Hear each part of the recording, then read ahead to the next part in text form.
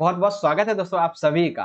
तो finally class 12 का जो इंग्लिश कोर का सब्जेक्ट है, इसके लिए sample question paper with solution यानी कि sample paper with complete marking scheme हम यहाँ पे आपके लिए लेके आ चुके हैं, जो कि आपके मिड टर्म एग्जाम 2022-23 के लिए काफी इंपॉर्टेंट होने वाला है। तो चलिए शुरुआत करते हैं और पहले हम समझेंगे क्वेश्चन पेपर के पैटर्न। तो क्वेश्चन पेपर जो है वो टोटल आपका 3 सेक्शंस में डिवाइड रहेगा। सेक्शन नंबर ए जो कि आपका रहेगा 20 मार्क्स का, जो कि रीडिंग बेस है। ठीक है, दो क्वेश्चन रहेंगे 10-10 मार्क्स के, और जो क्वेश्चन रहेंगे वो कंप्लीटली एमसीक्यू बेस्ड होने वाले हैं। 20 क्वेश्चन रहेंगे एमसीक्यू बेस्ड। अब बी पार्ट जो है यह है आपका क्रिएटिव राइटिंग स्किल्स, जो कि आएगा आपका 20 मार्क्स का। अब इसमें आपको लिखना होगा, फॉर एग्जाम्पल इसमें आपके notice, invitation, letters and article या डिबेट, इस तरीके से जो होते हैं वो 20 मार्क्स के क्वेश्चन पूछे। सेक्शन नंबर बी जो है इसमें दो तरीके के क्वेश्चन है। ठीक है, कंप्लीट तो ये आएगा 40 मार्क्स का। अब ये 40 मार्क्स दो तरह से डिवाइड होंगे। एक तो जिसमें थियोरेटिकल आपको लिखना होगा, ठीक है, और एक वो रहेगा जो आपके एमसीक्यू रहेंगे। तो इसमें देखो 6 marks plus 6 marks plus 4, total यहाँ पे 16 मार्क्स के जो है वो एमसीक्यूज आपसे पूछे जाएंगे, और बाकी का 24 जो है वो आपका थियोरेटिकल होने वाला है। ठीक है, 40 में से 16 एमसीक्यू रहेंगे और 24 आपके थ्योरेटिकल होने वाले। तो इस वीडियो में हम आपका जो सेक्शन नंबर बी है, ठीक है, सेक्शन नंबर बी का मतलब है क्रिएटिव राइटिंग एंड स्किल्स, ठीक है, जो कि 20 मार्क्स का आएगा। तो इसे हम यहाँ पे समझेंगे। और जिन बच्चों को कंप्लीट इस सैंपल पेपर को समझना है, देखो मैं आई बटन में आपको एक सेकंड, मैं आपको यहाँ पे आई बटन में लिंक दे दूंगा, और साथ ही साथ आप डिस्क्रिप्शन बॉक्स में जाके चेक कर सकते हो तीनों ही पार्ट। ठीक है, पार्ट ए बी और सी, कौन कौन से पार्ट ए और बी सी, इन तीनों का ही लिंक मिल जाएगा आपको डिस्क्रिप्शन बॉक्स में। वहां से आप कंप्लीटली सैंपल पेपर को समझ सकते हो। अब देखो, अगर मैं आपसे ये कहूँ कि मैं आपको 10 मिनट 15 मिनट 20 मिनट में ये कंप्लीट आपको दिखा दूंगा और आपको समझाऊंगा नहीं, तो क्या फायदा उस चीज का। इसीलिए हम इस क्वेश्चन पेपर को 3 पार्ट में बड़े ही अच्छी तरीके से समझने वाले। ठीक है, यहाँ पे आप देख पाओगे, पहले तो हम बी की बात करेंगे इस सेक्शन में, इस वीडियो में। ये देखो रीडिंग सेक्शन है। अब यहाँ पे क्वेश्चन नंबर 1 है 10 मार्क्स का। ठीक है, अब इसी से संबंधित यहाँ पे देखो आगे जो वो एमसीक्यू बेस्ड यहाँ पे क्वेश्चन पूछे जाएंगे आपके, ये रहे इसी तरीके से। ठीक है, तो इसे हम जो है वो अगली वीडियो में देखेंगे। और ये देखो आपका एक आर्टिकल है, मतलब कि एक तरीके से केस बेस्ड है ये, ठीक है ना। तो यहाँ पे देख सकते हैं ये एक कहावत है बेसिकली यहाँ पे ये। अब इसी से संबंधित यहाँ पे देख सकते हो ये कुछ क्वेश्चंस आपसे पूछे जाएंगे एमसीक्यू बेस्ड। तो ये है आपका section number B, creative writing and skills 20 marks. अब देखो जिन बच्चों को कंफ्यूजन है कि क्या ये सही है या नहीं, तो मैं आपको जानकारी के लिए समझा दूं कि आपका जो सिलेबस है 2022-23 का, उसके अकॉर्डिंग यहाँ पे आप देखोगे तो 3 क्वेश्चन आपसे पूछे जाने हैं। एक रहेगा नोटिस राइटिंग का, दूसरा रहेगा letter for the job with resume, और तीसरा रहेगा आपका आर्टिकल बेस्ड। ठीक है, तो उसी से संबंधित यहाँ पे हम क्वेश्चन समझेंगे, और कंप्लीट हर एक क्वेश्चन का आपको पैटर्न भी समझाऊंगा कि किस तरीके से आप उसे लिख सकते हो और अच्छे मार्क्स कैसे आप लेके आ सकते हो। चलिए सबसे पहले क्वेश्चन नंबर 3 की बात करते हैं। थर्ड क्वेश्चन देखो बेसिकली है नोटिस पे बेस्ड। ठीक है, एक सेकेंड, हाँ देखो नोटिस इस पे बेस्ड है हमारा ये क्वेश्चन नंबर फर्स्ट, और इसी तरीके से इसमें अथवा क्वेश्चन कहता है हमारा। देखो नोटिस लिखने से पहले मैं आपको एक बार इसका पैटर्न समझा देता हूँ कि नोटिस आपको लिखना कैसे। तो नोटिस किसी भी टॉपिक पे हो, जैसे कि हमारा ये टॉपिक है inter house dance competition. Question को पढ़ो, क्या है, you are Ram Sita in charge of cultural club of New Public School, draft a notice for your school notice board inviting students to participate the inter-house dance competition which is going to be organized in your school। ठीक है, 5 marks का है। अब यहाँ पे देखोगे तो सबसे पहले आप कोई भी नोटिस लिखोगे तो आपने क्या करना है, पहले लिखना है ऊपर पे बिगिन विद द नेम। क्या नेम लिखना है, किसी भी अथॉरिटी का, इंस्टीट्यूशन, ऑर्गेनाइजेशन, स्कूल या फिर सोसाइटी। तो यहाँ पे हमारी अथॉरिटी क्या है, हमारी अथॉरिटी है हमारा स्कूल। ठीक है, न्यू पब्लिक स्कूल, कहाँ गया, ये रहा, ये है हमारी अथॉरिटी न्यू पब्लिक स्कूल। तो ये हमने यहाँ पे नाम लिख दिया न्यू पब्लिक स्कूल। ठीक है, अब सेकंड पे आपको क्या करना है, सेकंड पे आपको लिखना है नोटिस। ठीक है, तो अथॉरिटी का नाम, उसके बाद हमने यहाँ पे लिख दिया है नोटिस। अब क्या करना है, अब हमें डेट लिखनी है लेफ्ट हैंड साइड पे। ठीक है। तो यहाँ पे हमने लिख दी लेफ्ट हैंड साइड पे डेट। देखो ये चीज मैटर नहीं करती है कि आप नोटिस के नीचे डेट लिख रहे हो या फिर जो आपका टॉपिक है उसके नीचे डेट लिख रहे हो, ये चीज ज्यादा मैटर नहीं करती, आपके मार्क्स नहीं कटेंगे इस पे बेस्ड। ठीक है। अब नोटिस में आपको क्या ध्यान रखना है, जब आप नोटिस लिखोगे तो एक लाइन आप हमेशा याद रखना। क्या लाइन याद रखना, अगर स्कूल पर बेस्ड है तब आप ये लिखोगे all the students are here by inform that. अब यहाँ पे ए यूज करना है या आई यूज करना है ये डिपेंड करता है व्यंजन पे, स्वर और व्यंजन, इंग्लिश के जो स्वर व्यंजन है उस पर बेस्ड करता है। जैसे कि यहाँ पे आई आया है तो आई के साथ हमेशा एन आता है, तो डिपेंड करता है कि आपका टॉपिक पे टॉपिक क्या है। तो लिखेंगे line 1 all the students are here by inform that N.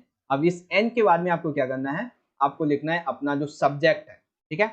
तो सब्जेक्ट हमारा क्या है, इंटर हाउस डांस कॉम्पिटिशन, तो ये लिख दिया। अब इसके बाद में आप क्या लिख दोगे, is going to be organised in our school. ठीक है।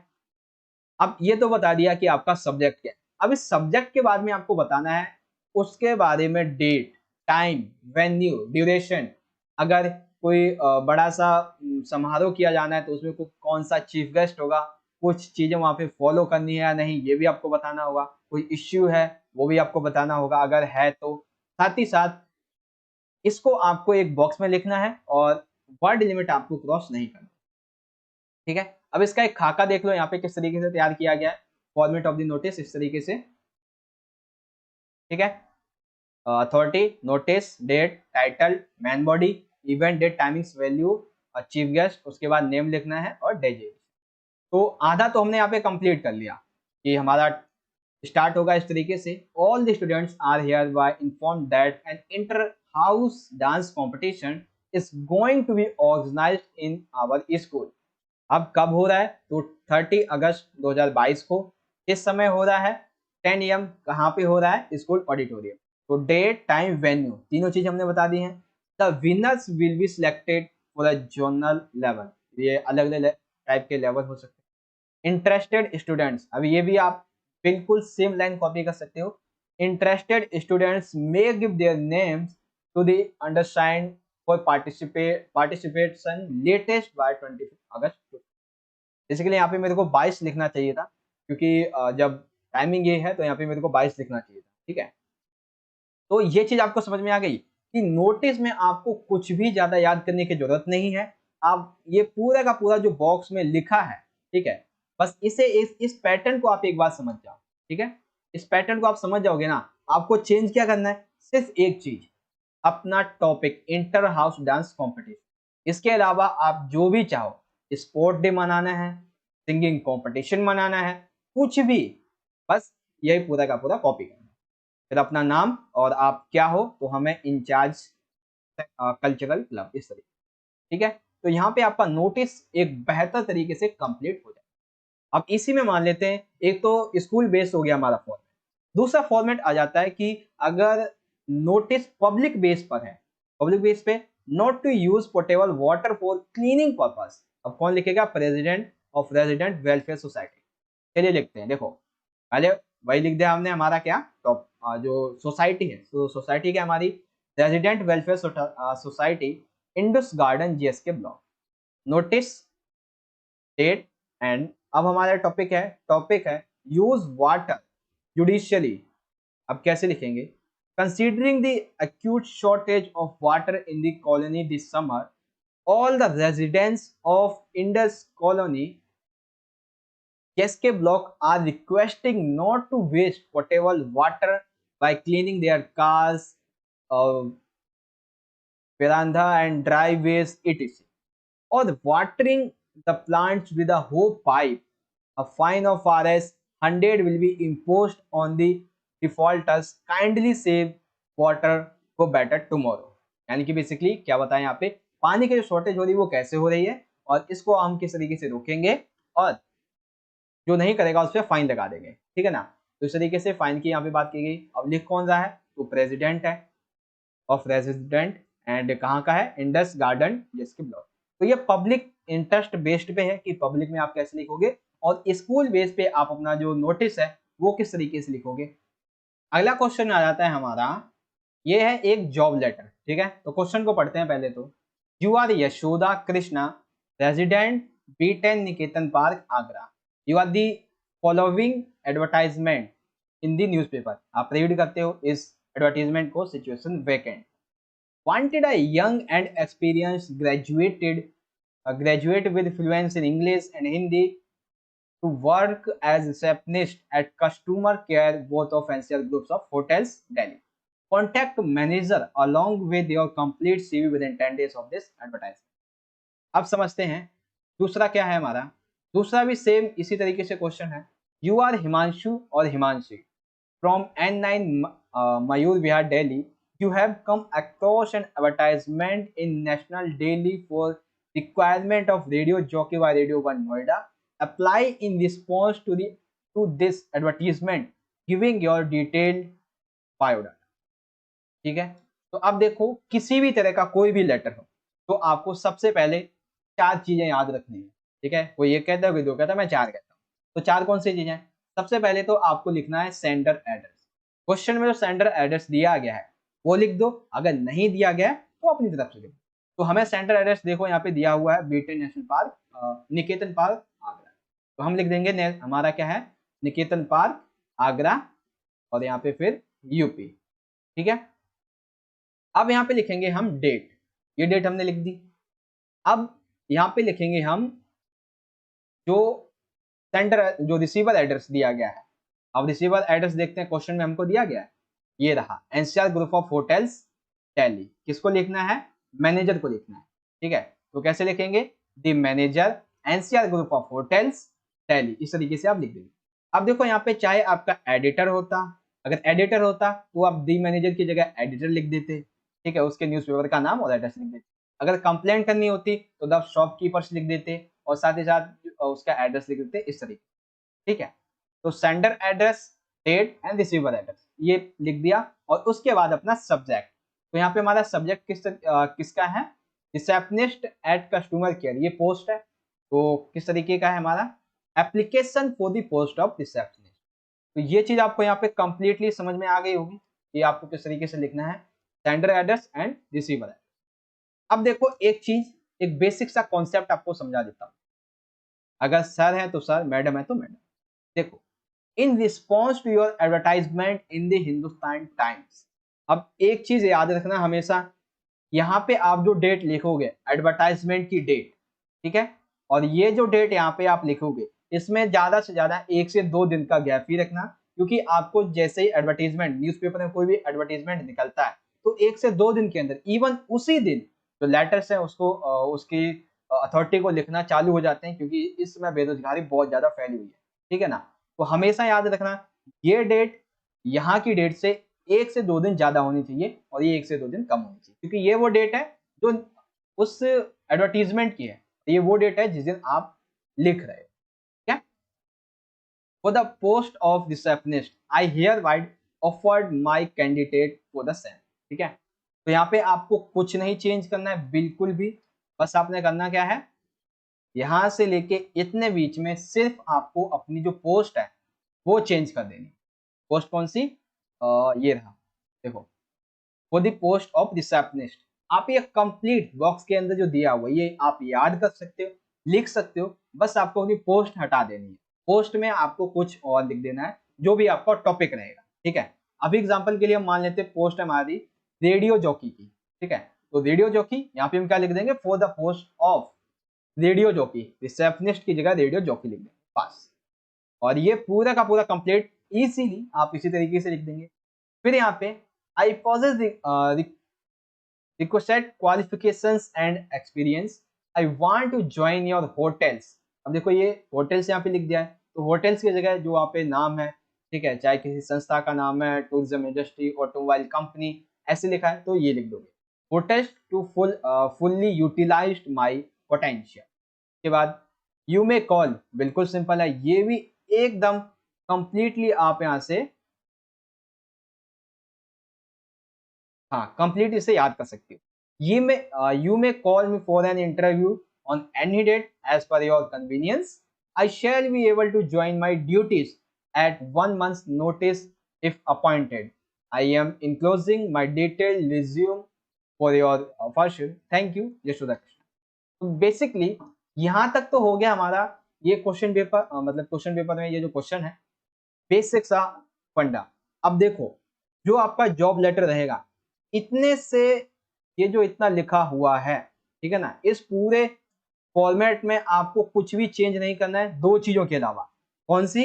एक तो अपना ये जो टॉपिक है ये चेंज करना है, ठीक है, रिसेप्शनिस्ट की पोस्ट है, इसको हटा देना है आपने, अगर आपका कोई दूसरा टॉपिक आता है।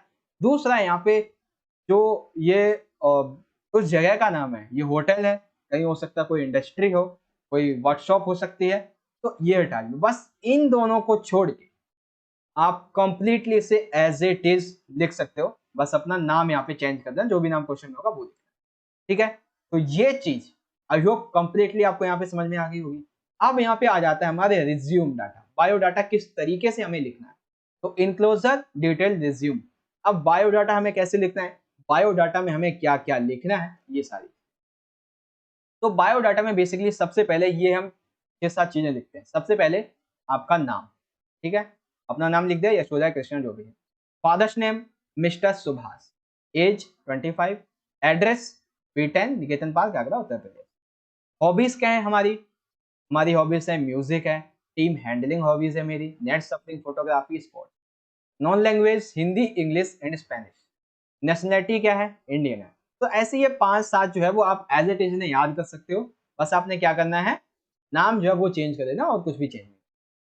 अब इसी में रिज्यूम के अंतर्गत ये तो अपने बेसिक सा अपना जो डाटा है वो बता दिया। अब आपको यहाँ पे एजुकेशन क्वालिफिकेशंस बतानी, ठीक है।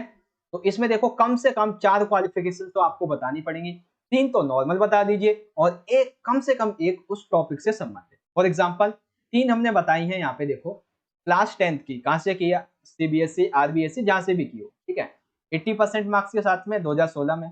क्लास 12th हमने CBSE RBSE जहाँ से भी की हो 90% 2018, बेसिकली यहाँ पे ई मिसिंग हो गया है। ग्रेजुएशन सोल से NCVEV रेगुलर जहाँ से भी की हो, किसी भी IIT कंपनी वगैरह कहीं से भी, मतलब IIT इंडस्ट्री यूनिवर्सिटी 75% 20। अब यहाँ पे देखो जो हमारा टॉपिक है रिसेप्शनिस्ट, तो सिंपल सी बात है, हॉस्पिटैलिटी मैनेजमेंट का आपने कोर्स किया होगा, तो 4 year diploma in hospitality management course, तो कहाँ से किया है, university of hospitality management Delhi से विद 95%। अब ये आप ईयर लिख देंगे, कितने से कितने साल तक का किया था, 18 से 22 तक का, ठीक है। तो अभी अभी मैंने कंप्लीट किया है और इस कंप्लीट करने के साथ ही मैंने काम भी किया है, work as a receptionist with ABC group of companies for 2 years. यानी कि पढ़ाई के साथ साथ मैं इतना एक तरीके से योग्यतावर हूँ कि मैं काम करने के साथ में पढ़ाई भी करता था, पढ़ाई के साथ में काम भी करता था, इस तरीके से, ठीक है ना। तो मैंने पढ़ाई के साथ साथ 2 साल का एक्सपीरियंस भी है मेरे पास। तो कोई आपको जॉब क्यों नहीं देगा, यानी कि आपको जो लेटर लिख रहे हो उसे एक तरीके से ऐसे लिखना है कि वो बंदा आपको जॉब पे रखिए, ठीक है, लेकिन एक्चुअल में रियलिटी होनी चाहिए। अब आती है आपकी प्रोफेशनल क्वालिफिकेशन।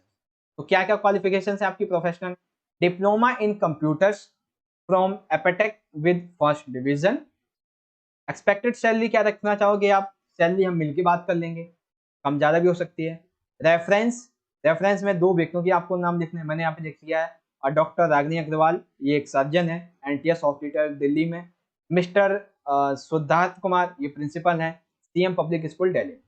तो इस तरीके से आप अपना जो रिज्यूम का बायोडाटा है ये आप यहाँ पे इजीली बनाओगे, ठीक है। तो सबसे पहले बेसिक सा कॉन्सेप्ट आप यहाँ पे लिखोगे अपने बारे में, ठीक है, और उसके बाद आप अपने क्वालिफिकेशंस के बारे में लिखोगे।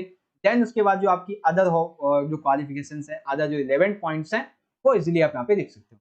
आपको पूरे ही क्वेश्चन में, इस 5 मार्क्स के क्वेश्चन में सिर्फ 1-2 चीजें चेंज करनी है। क्या चेंज करना है, सेंडर एड्रेस आपका वही रहेगा, रिसीवर एड्रेस भी आपका वही रहेगा, डेट आपकी वही रहेगी। अब फॉर एग्जांपल एडिटर कंप्लेनिंग ये आ जाता है, तो मैनेजर की जगह एडिटर आ जाएगा, शॉपकीपर आ जाएगा और न्यूज़पेपर का नाम आ जाएगा। जब आपका जॉब लेटर होगा तब आपने क्या करना है, इस पूरे पॉइंट में से यहाँ तक से आपको क्या करना है, ये पूरा याद करना है। इसमें से 2 चीजें हटा देना, एक आपका जो पद है यानी कि जो पोस्ट है उसे हटा देना, ठीक है, और दूसरा यहाँ पे जो उसका वेन्यू है वो हटा देना, ठीक है, यानी कि प्लेस। उसके बाद रिज्यूम बायोडाटा आप कंप्लीटली एज इट इज यही उठा लो यहाँ से। एक चीज इसमें भी चेंज कर देना, क्या, यहाँ पे ये जो आपने देखा है ना, ये हटा देना। इसमें कुछ भी अगर पूछा जाता है, फॉर एग्जांपल आईटीआई के बारे में है, तो यहाँ पे आप लिख दोगे ITI course, ITI diploma 4 years, कहाँ से क्या है, कितना परसेंट, कब से कब तक, ये लिख दो। तो कुछ भी ज्यादा चेंज नहीं करना है अगले किसी भी इधर के लिए। तो यहाँ पे आपको ये चीज समझ में आ गई। अब इसी में देखो, फॉर एग्जाम्पल अथवा में क्या है हमारा, कि you are Himanshu Himanshi from N9 Mayur Vihar, Delhi. You have comes across an advertisement in National Daily for requirement of radio jockey. तो यहाँ पे हमने देखा कि हमारा मान लेते हैं ये पोस्ट है रिसेप्शनिस्ट की, तो हम यहाँ पे लिख देंगे रेडियो जॉकी। ठीक है, अब रेडियो जॉकी कहाँ की है, तो ये है नोएडा की, तो यहाँ पे हम लिख देंगे रेडियो जॉकी नोएडा। अब इसी तरीके से यहाँ पे हमें क्या चाहिए, बेसिकली हमें कम्युनिकेशन स्किल चाहिए। कम्युनिकेशन स्किल आप यहाँ पे लिख देंगे, कम्युनिकेशन कोर्स 4-5 साल तक का, इस तरीके से, और एज बाकी सेम। तो देखा, ज्यादा कोई डिफिकल्ट नहीं है, बस आपको एक फॉर्मेट याद होना चाहिए। टॉपिक आपका कोई सा भी हो, आप इजीली उसे लिख सकते हैं। तो यहाँ पे आपको समझ में आ गया होगा क्वेश्चन नंबर 4। इस तरीके से आपके 5 मार्क्स यहाँ पे इजीली आप समझ गए। तो नोटिस राइटिंग कंप्लीट समझ में आ गया होगा, लेटर राइटिंग कंप्लीट समझ में आ गया होगा। अब हम चलते हैं आर्टिकल राइटिंग। तो यहाँ पे आप देखोगे हमारा अगला क्वेश्चन है, नीचे की तरफ चलते हैं, आर्टिकल राइटिंग पे बेस्ड। ये देखो क्वेश्चन नंबर 5 है हमारा, यहाँ पे आर्टिकल राइटिंग पे बेस्ड है। बेसिकली यहाँ पे एक चीज समझ में नहीं आई, इन्होंने 10 मार्क्स का ये पूछा। ठीक है, चलिए देखते हैं भाई कैसे लिखना है। तो make in India an initiative by government of India, it intends to create employment for the youth of India and help brings best practices to Indian business. Write an article in about 150 to 20 words for a business magazine, किसके लिए लिखना है, business magazine के लिए, on its impact to create employment for the youth of India. You are Umesh and Yuma. तो एक चीज हमेशा याद रखना है कि जब भी आप आर्टिकल लिखोगे तो सबसे पहले टॉप पे आपको लिखना है टॉपिक, और नीचे लिखना है कि किसके द्वारा लिखा गया, राइट हैंड। ठीक है, तो टॉपिक क्या है हमारा, मेक इन इंडिया हमारा टॉपिक है, और किसके द्वारा लिखा गया, तो बाय उमेश या रमेश। ठीक है, अब इससे संबंधित कुछ बेसिक से पॉइंट याद रखना, जैसे कि सबसे पहले तो आपको जो टाइटल है उसे लिखना है एकदम हेडिंग पे। ठीक है, और उसके बाद टाइटल के नीचे ही राइट हैंड पे आपको लिखना है राइटर्स नेम। अब first letter for every word special इजी पॉल्यूशन अमीन, यानी कि हमेशा कुछ जो इंपॉर्टेंट रहेगा उसका फर्स्ट लेटर आपको लिखना है कैपिटल में। अगर पॉइंट स्टार्ट होता है, पॉइंट खत्म हो रहा होता है, बेसिकली नया सेंटेंस स्टार्ट होता है, तो भी पहला लेटर जो है आपको कैपिटल में। आई कैचिंग, यानी कि इस तरीके से आपको उसे डिजाइन करना है कि जो इंपॉर्टेंट थिंग्स हैं उस पर बंदे का सही से ध्यान जाए। Should give script idea of theme, यानी कि उसके बाद में अपनी थीम के बारे में कुछ आइडिया लिख सकते हैं। मेंशन राइटर्स नेम, ये तो अभी हमने देख ही लिया। अब देखो आर्टिकल जो है उसे आप कम से कम 3 से 4 पैराग्राफ में यहाँ पे डिवाइड कर दीजिएगा, ताकि देखने में और एक तरीके से काफी अच्छा लगे।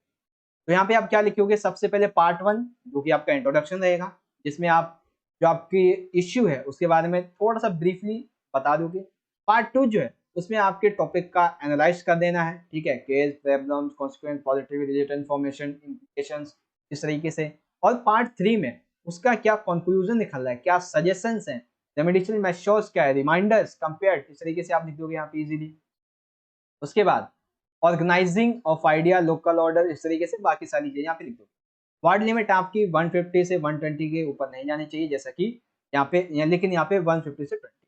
तो शुरुआत करते हैं मेक इन इंडिया फर्स्ट से। उसके बाद ये जो आपका सेकंड है, effect of internet on teenagers, इसे भी हम समझेंगे। मेक इन इंडिया पहले समझते हैं। तो यहाँ पे आप देख पाओगे स्टार्ट हो जाता है हमारा, Make in India is the name of initiative by government of India to give more incentive to business to manufacture goods in Indian stores. Basically ये जो मेक इन इंडिया नाम दिया गया है, ये भारत सरकार के द्वारा विदेशों तक फैल चुका है। ठीक है, भारत द्वारा ये नाम जो दिया गया मेक इन इंडिया, इसकी चर्चा अभी वर्तमान में भारत में और विदेशों में कई मात्रा में हो रही, क्योंकि यहाँ पर जो सामान है वो एक तरीके से इंडिया खुद बना रहा है हर एक चीज। ठीक है, और ये भारतीय जो शॉप्स हैं वहां पे बनाए जा रहे हैं। तो your business to set shop in India, government of Indian plans to cut excessive formality and routine which involves setting a business in India. Basically यहाँ पे इंडिया क्या कर रहा है कि भारत में व्यवसायों को और अधिक बढ़ावा देने के लिए, ठीक है, उन्हें और ज्यादा एक तरीके से कहते हैं प्रोत्साहन देने के लिए, उनका मनोबल बढ़ाने के लिए इसने जितने भी व्यापार से संबंधित बिना फालतू के जो औपचारिकताएं थी उन्हें खत्म किया है और जो मैंडेटरी है उन्हीं को रखा है, ताकि इंडिया में जो बिजनेस है वो काफी तेजी से ग्रो हो सके। इवन जो इंटरनेशनल ट्रेड है वो भी इंडिया का बढ़ सके, ठीक है। उसके बाद आखिर इसके गोल्स क्या हैं, ठीक है, हमने देखा था 3 से 4 पैराग्राफ में हमें इसे कंप्लीट करना है। तो दूसरा हमने यहाँ पे लिया है इंडिया का जो गोल्स है मेक इन इंडिया का, ये क्या है। तो देखो, make in India intends to create employment for the youth of India and help bring best practices to Indian business. यानी कि इसका जो मेन मकसद है वो ये है कि भारत के जो युवा हैं, एक तो उन्हें सबसे पहले रोजगार मिले, वो अपना व्यापार कर सकें और भारतीय व्यवसाय जो है वो अधिक तेजी से बढ़ा सकें। The initiative also aims at high quality standards and minimising the impact of environment. यानी कि बेसिकली इसका जो पहला मुख्य उद्देश्य ये है कि जितनी भी वस्तुएं हैं उनकी गुणवत्ता में सुधार लाएं और जो पर्यावरण है उस पर भी ज्यादा कोई हानि ना पहुंचे, पर्यावरण को ध्यान में रखते हुए जो विकास है वो किया जाए। The initiative hopes to attract capital and technological investment in India। यानी कि ये जो मेक इन इंडिया की पहल है ये बेसिकली भारत में पूंजी निवेश, तकनीकी निवेश इसको प्रोत्साहित करती है और इस मेक इन इंडिया की वजह से बहुत से लोगों को व्यवसाय मिला है, उन्हें रोजगार मिला है, लोगों ने व्यवसाय खोले, आर्थिक स्थिति बहुत ज्यादा अच्छी की है। और वर्तमान में भारत जो भी है उसने बहुत सारी चीजों पर जो एक तरीके से कहते हैं आयात किया जाता था, टेक्नोलॉजिकल से संबंधित है बहुत सारी चीजों का, तो उसने वो बंद कर दिया है, क्योंकि अब हम खुद मेक इन इंडिया के अकॉर्डिंग भारत में ही बहुत सारी चीजें यहाँ पे बना लेते हैं, चाहे वो टेक्नोलॉजिकल हो, हथियार हो, वेपन्स हो, सारी चीजें, ठीक है, मोस्टली इंडिया बना रहा है। और आने वाले कुछ टाइम के बाद ये अपना जो आयात है उसे कंप्लीटली बंद कर देगा, क्योंकि इसके पास सारी चीजें खुद ही हो जाएंगी। तो मेक इन इंडिया बहुत बड़ा एक स्टैंड है यहाँ पे इंडियन गवर्नमेंट का, ठीक है। इसके इम्पैक्ट क्या है? तो already we observe that India rank in ease in doing business has improved. यानी कि हम ऑलरेडी देख चुके हैं कि मेक इन इंडिया की वजह से जो भारत का व्यापार है वो बहुत ही तेजी से बढ़ रहा है और हाई लेवल पे बढ़ रहा है। Further, manufacturing sector has seen upswing with key sectors such as defense seeing hug participation for foreign investors। Basically ये जो आपने यहाँ पे पढ़ा कि बहुत तेजी से इसका व्यापार बढ़ रहा है, इसके अलावा विनिर्माण जो क्षेत्र है वहां पे विदेशी जो निवेशक हैं इनकी भागीदारी बहुत ज्यादा देखी जा रही है, मोस्टली रक्षा के क्षेत्र में, क्योंकि यहाँ पे वेपन्स, ड्रोन्स, बहुत सारी चीजें जो हैं, हथियार, बॉम्ब, जहाज, ठीक है, लड़ाकू विमान, इन सभी को बनाने के लिए भी, इवन अदर जो टेक्नोलॉजिकल चीजें उनको बनाने के लिए भी जो इंटरनेशनल कंपनियां हैं वो भारत में आ रही हैं और मेक इन इंडिया का हिस्सा बन के व्यापार कर रही हैं। Make in India success lies in making the small and medium enterprises poster.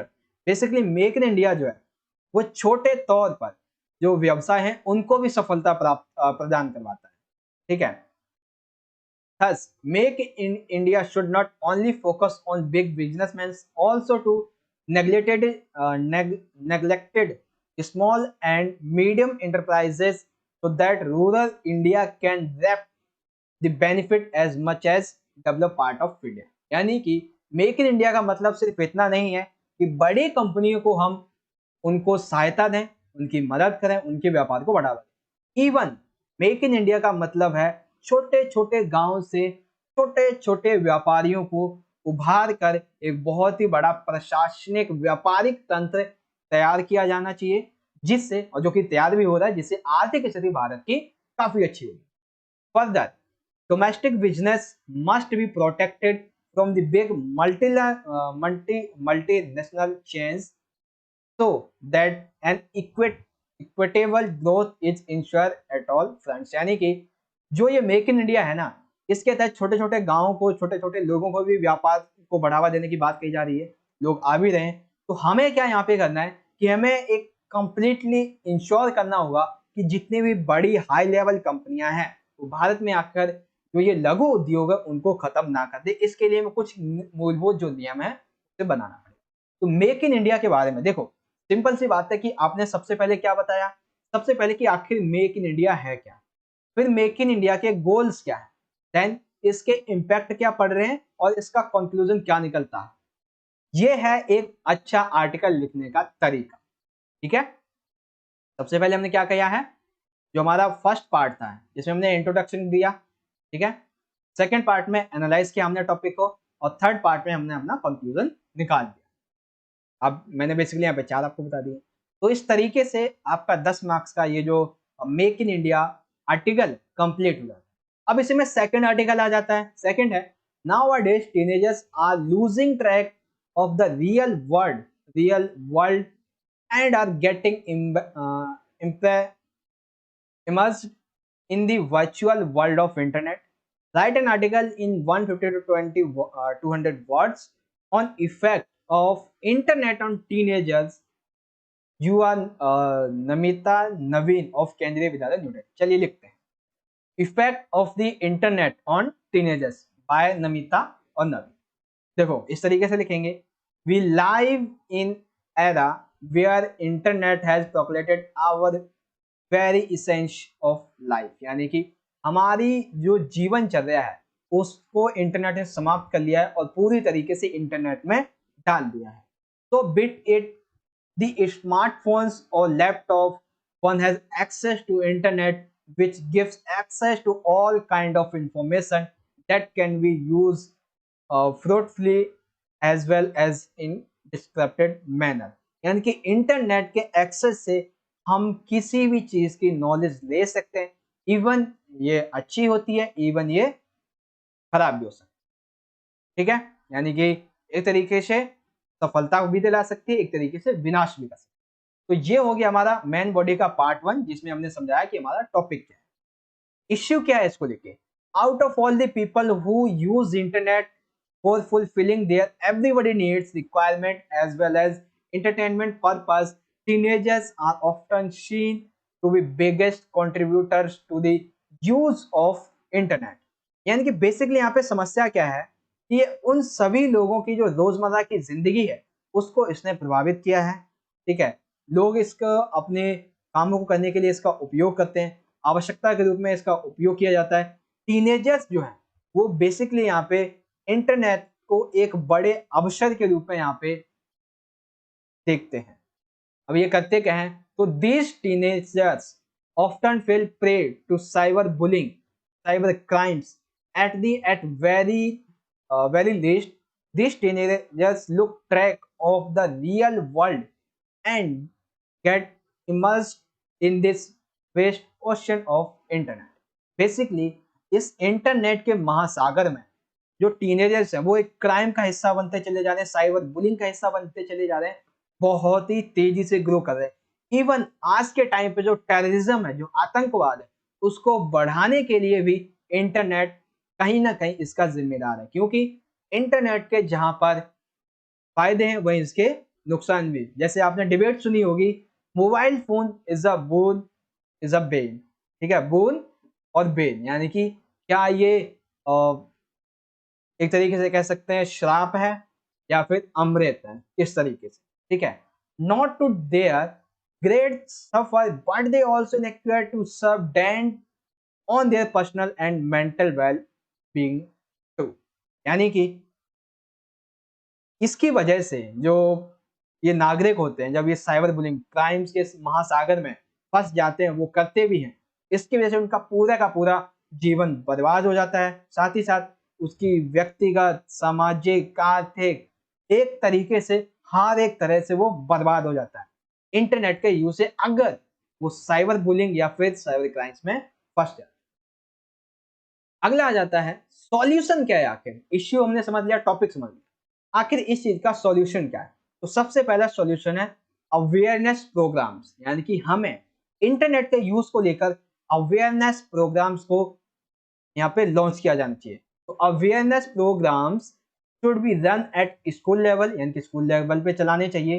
While parents must be in concert effort to sensitize their young children on these pills of internet and excessive uses। यानी कि सबसे पहले हम क्या कर सकते हैं इसको सॉल्व करने के लिए, इश्यू को सॉल्व करने के लिए, इंटरनेट का जो टीनेज पे इफेक्ट पड़ा है इसको सॉल्व करने के लिए अवेयरनेस प्रोग्राम चला सकते हैं। हमें इंटरनेट जो स्कूल लेवल है यहाँ पे बच्चों को समझा सकते हैं। इवन हम समाज में जाकर भी ऐसे जो प्रोग्राम्स हैं वो भी चला सकते हैं। हम माता पिता जो हैं, बच्चों के माता पिता, उनको इस बारे में अच्छे समझा सकते हैं, क्योंकि माता पिता हमेशा बच्चे के सामने रहते तो उसे इस चीज को यूज करने से, नेगेटिविटी में यूज करने से रोक सकते हैं। ठीक है, it is prudent to monitor the search history of teenagers so that parents may guide if their kid is using the net for the right purpose or not।